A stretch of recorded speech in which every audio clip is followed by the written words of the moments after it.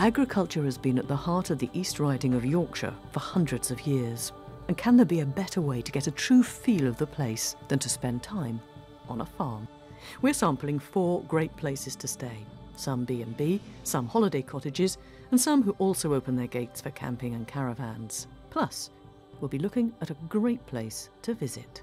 Each has something unique to offer.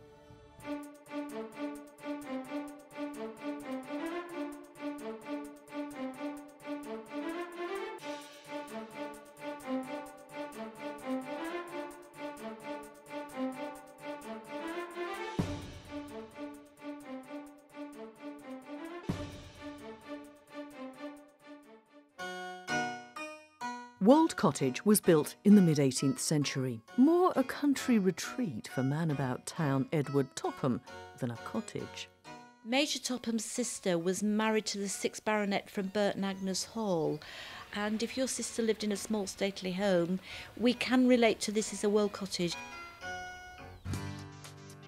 Fieldhouse Farm gave up their dairy herd in 2004 to increase their holiday cottages. So we dismantled everything that was to do with dairying and changed our yard into a courtyard and used the buildings, which were Victorian and quite lovely, for holiday cottages rather than for animals.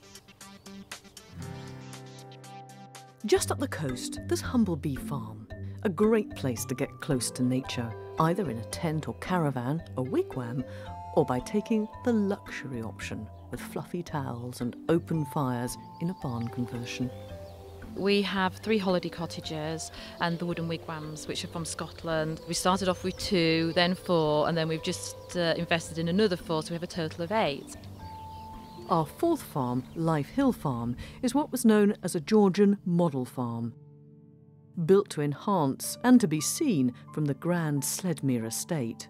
Life Hill was positioned here on the crown of the hill at the time of the enclosures when Capability Brown laid out the estate landscape, and the history of a model farm from that period is absolutely encapsulated here at Life Hill. For generations, the seaside towns of Scarborough, Filey and Bridlington have drawn the crowds, but for sheer drama, Bempton cliffs are hard to beat. 450 feet high, white chalk cliffs. That's why all the seabirds come every year to raise the young and lay eggs and have chicks on these fantastic big ledges and cliffs, especially the gannet, because the gannet likes the big ledges and the real sheer height of these cliffs. And it's nice in the morning, it's nice late in the evening. We get quite a few people who come up to do photography. Angela's guests at Fieldhouse Farm are just minutes away, but it's a must-see for visitors to all 4 farms. We've got 8 species that breed here at Bempton Cliffs. We've got the gannets, we have the kittiwakes that you can hear behind us. And we've got guillemots, razorbills, puffins, herring gulls, fulmars, shags, so quite an array of birds. When it comes to welcomes at Life Hill, some welcomers have certificates. I did actually enter them for the Tourism Awards. The category was the best welcome because they really genuinely do scoot out if they've got any opportunity. And a lot of our guests, when they ring up, you know, if they're repeat business and they've been before, make inquiries about the dogs before they ask about us, don't they? So... At Wold Cottage, you could almost imagine Edward Topham himself might be expected at any moment. He was away from home one memorable night in 1795 when a huge meteorite roared to Earth just a field away from the house. People were aware of this noise as far away as Scarborough, so much so that they thought it was the Spanish Armada coming to attack them. It weighed £56 and it's about 18 inches long by about 9 inches wide.